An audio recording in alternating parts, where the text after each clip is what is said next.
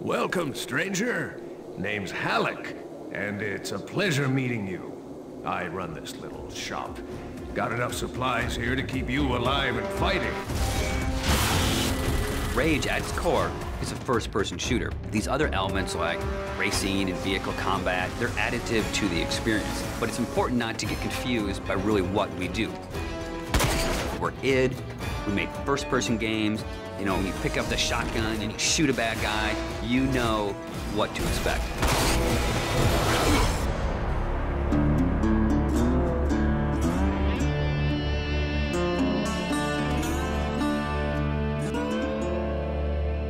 So in Rage, what we've tried to do is in every new environment that you enter, we give you a new weapon or a new ammo type or a new engineering item to keep the experience fresh. And as you play through the game, your arsenal grows and grows. It's a few different elements that really make a weapon good or satisfying. When you hit the fire button, it needs to do something on the other end. And that's where you get the feedback from blowing a head off or seeing a cool death animation. You know, I've always loved shotguns in all of the id games especially. I think if we didn't have a shotgun, a lot of fans would be upset. But the crossbow, because it's so different and so new, it's almost like this utility weapon.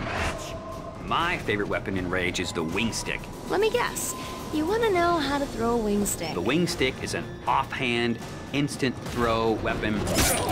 The wing stick is such an iconic weapon. It's this bladed death boomerang, and it has like a smart nano targeting core is some of the mythos that we've built into it.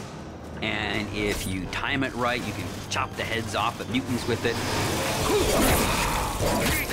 We have these things we call gadgets or engineering items. Things like a little remote-controlled car with a bomb attached to it. Now you're building this little defense turret.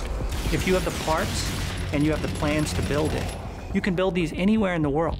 So now you're running around, you're firing, and instead of just tossing a grenade or just throwing the wing stick, you're tossing down a little defense turret.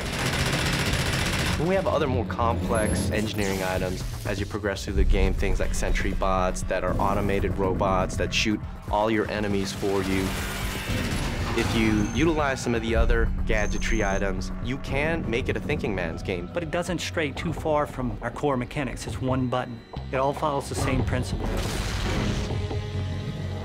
I pay nicely for quality goods. There is an economy, and when people first think about the economy, they think RPG. But the economy is really your tool to manipulate how you want to play the game. It really is this player choice mechanic.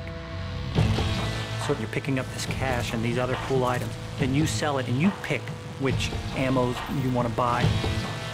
When you get these new things, you'll want to try it out, and when you do, you learn how that impacts you as the player and how you want to approach a situation.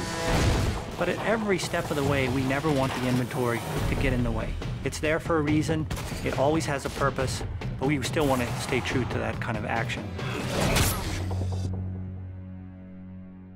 The world in Rage is about survival and all the elements that the player will need to succeed in surviving. It's up to them how they want to use those gadgets, weapons, and ammo types. Along with the action shooter experience role that we intend for the player to take, we create these different options in the gameplay when you get into an area with all these various implements of death. Or, you know, you may not want to have any strategy. You just may want to kick in the door, pull out your big shotgun, and start blasting away at the bad guys. We really give players the opportunity to engage the enemy AI in the way that's best for them. And we feel that that adds a lot of life and replayability to the game.